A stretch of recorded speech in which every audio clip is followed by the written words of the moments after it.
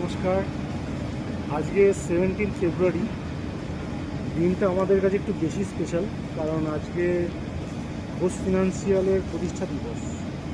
আজ থেকে 9 বছর আগে 17 ফেব্রুয়ারি প্রথম স্টার্ট হয়ে গেছিল।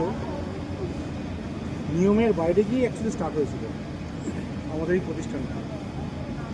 দেখতে দেখতে 9টা বছর চলে এলো।